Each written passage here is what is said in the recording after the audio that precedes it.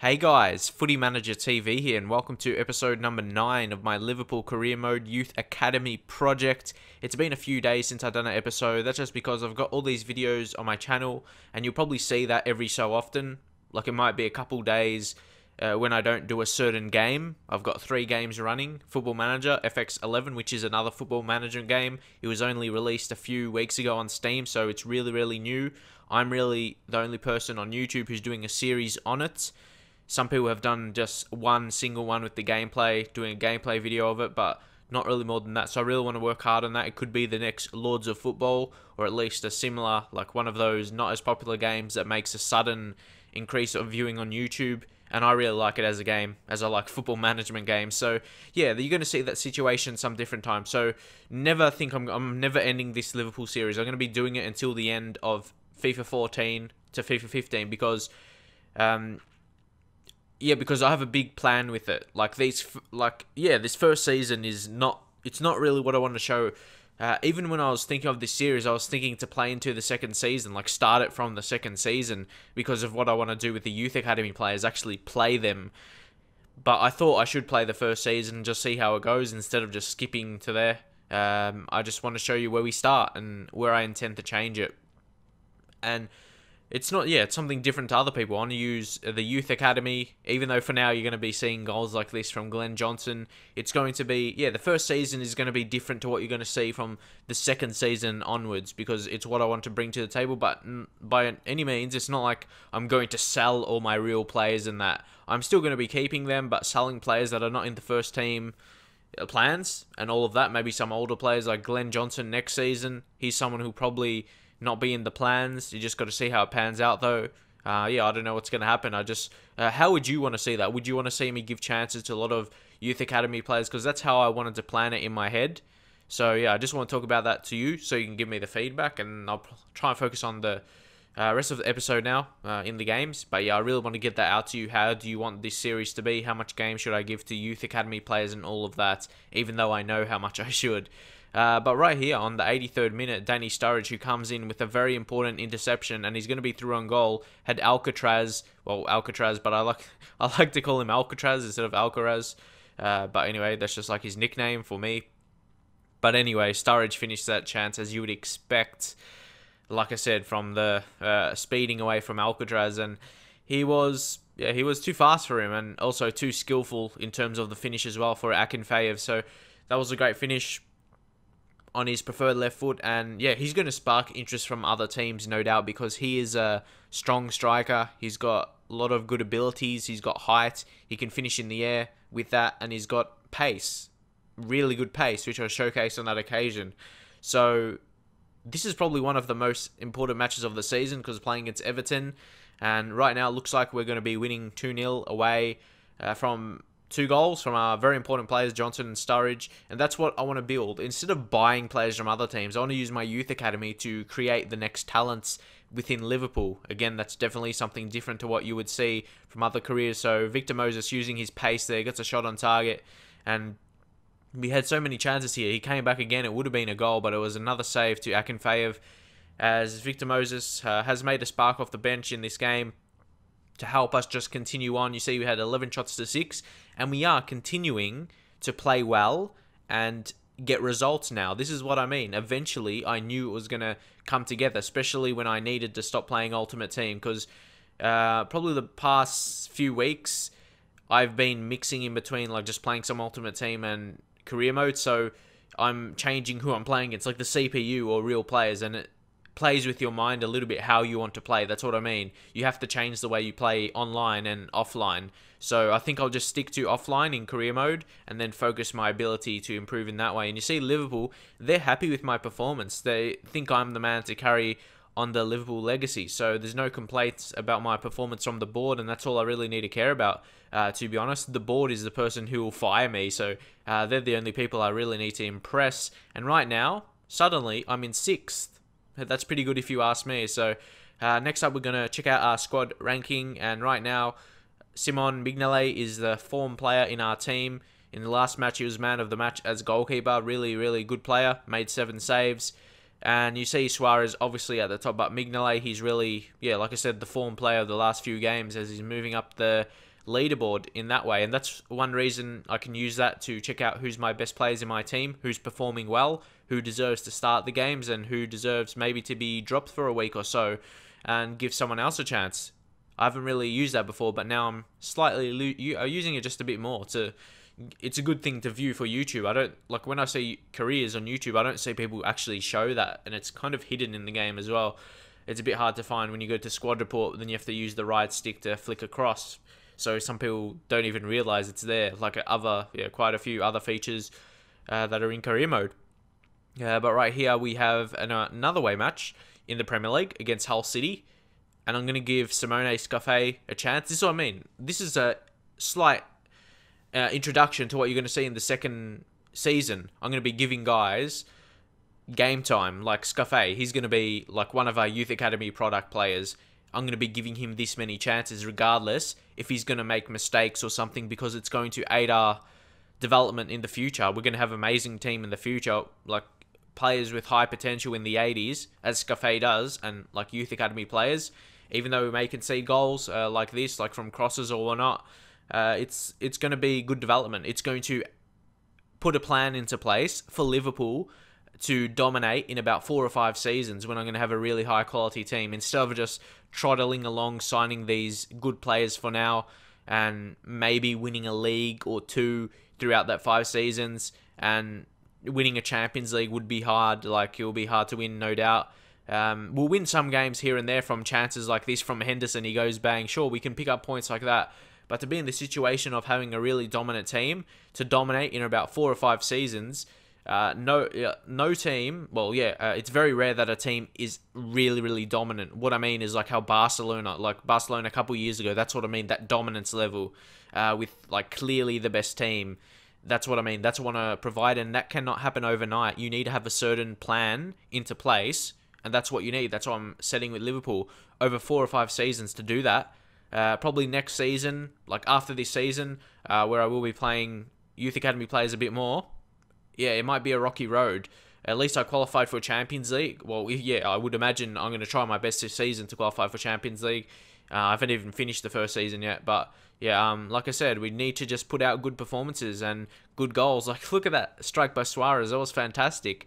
But yeah, we're not going to get that from youth academy players. But don't get me wrong, I'm not going to be selling SUAREZ or whatever. Well, unless he wants to leave.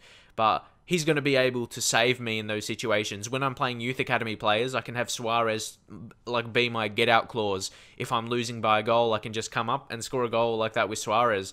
That's what I mean. He and Sturridge as well, with his pace. Like, I'll probably start one of them on the bench and start one of them with a young academy striker to get their experience. And it's very crucial for them to play with the experienced player in the team. Of course, it's good for them to play, but playing with an experienced player that's a world-class level is also going to aid their development. They could play better. And look at that. SUAREZ with the long shot goes bang. And that's honestly the first goal I've scored like that for quite some time. I actually tried a lot. So I suppose, like, when I see those goals on YouTube, when people score them, people always say to YouTubers, use sliders. But as you know, I don't use sliders because, yeah, I would lose interest in the game even more. So, yeah, and also I would rather delete my whole channel than use sliders on a game to make it more easier or any other reason. And, yeah, if I was using sliders, I'll probably score all those... Yeah, you'll score all those goals every single game. That's what I mean. If you make it easier, you'll see them all the time, but you don't see them all the time. That's what I mean.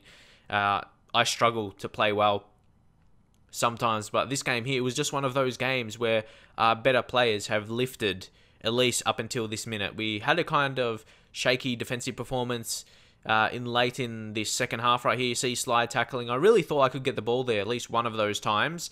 It wasn't great defending, but we didn't deserve to concede that. The goalkeeper made a good save, but then it just landed to them somehow. I couldn't defend that. If you check on the replay here, slide tackle, not great defending, but I had players in the way, but it just landed to him after the goalkeeper saved it. It was nothing I could do about it, just a tap in, which you always see those goals. And again, what is it? Another one of those.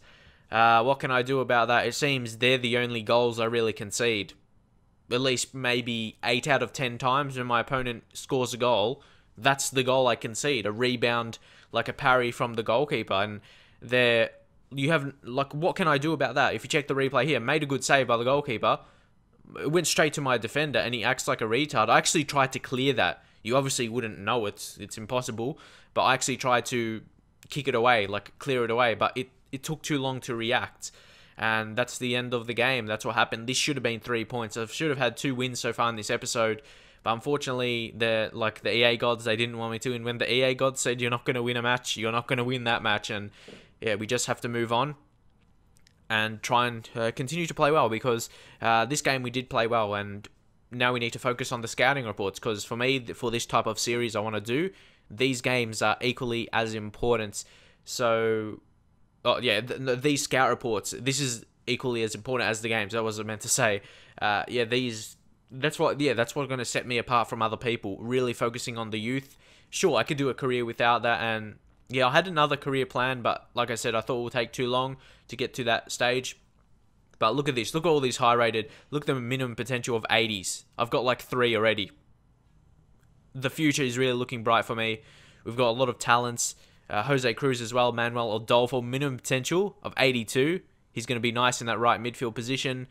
And this is only like the first half of the season. I'm going to get more in the second half of the season, and imagine how much I'll get in the second season. So it's all looking bright for now. My results are improving.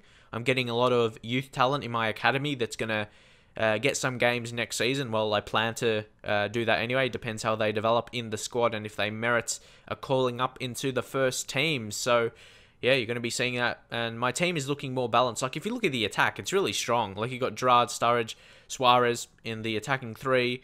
Defensive midfield, really good with the signing of Mvila. He's a solid defensive midfielder and can grow as well. He's part of that growth. Like, the 2 I signed, Mangala and Mvila, they're both going to be part of that youth academy kind of thing. Part of that team that's going to be beastly in 4 or 5 seasons. That's what I basically mean, unless we get a better one than those. So here was a game against Reading at home. For some reason, I find home matches are really hard, especially against lower teams, because they sit back and they probably try and just get a 0-0, pick up a point, and you just got to work harder to get the result. See, they're just booting it forward, playing like a long ball tactic with just one guy, like one striker up front. So that's something you always have to deal with playing, like when you're playing against a lower team, but also when you concede the first goal. It's something I've always struggled to do, but for whatever reason with 3-5-2, I found it's at least a bit easier when you're needing to get that goal back and they're sitting back. They're like in 2 lines of 4, and it's really impossible to stop. And sometimes, yeah, they have the 5 in midfield and not just 4. It's really hard to break down. That's again 3-5-2, the 5 in midfield, getting an extra body in there for when you can't, when you struggle to score goals. That is the difference you need to make. So 3-5-2 applies that well in my view. So here it was very late in the game. We had to make some changes. You can see I was pressing a lot there to win the ball back. You see Henderson, nice through ball, finds Sturridge, takes the shot on, and eventually we get a bit of luck going our way as Suarez applied a nice little lob there just to sneakily tease the crowd. And that was a class finish. I definitely meant to do it like that. And yeah, it goes our luck that way as well. You see save. That's what I mean. It goes exactly to the player. So I'm not just complaining and saying it's against me. Yeah, sure, it happens for me as well. Like, you don't see that often. Like, in FIFA, I'm sure you've noticed anyway, when the goalkeeper makes a save, it's like a magnet to one player, whether it be your player or the opposition player. That's just how the game is made. That's what I mean. That's how the game is made, and it shouldn't be that way. I just want it to be as realistic as possible. Like, I sit down playing the game and I think it's really good. Like, when you're playing the game, you really enjoy it. And I think, how can FIFA 15 be better? That's what I mean. How FIFA 15 can be better is by fixing these errors, like stupid goals. Like, the sweaty goals aren't really a prominence anymore on next gen. That's a good thing. That's a good step away from that. And now, next thing is got to fix those keeper goals. For me, it happened all the time. That's the next step that needs to be fixed. That's what I'm trying to talk about right here. Like, I conceded those goals in FIFA 13 as well. And sure, you get the luck as well, like you saw.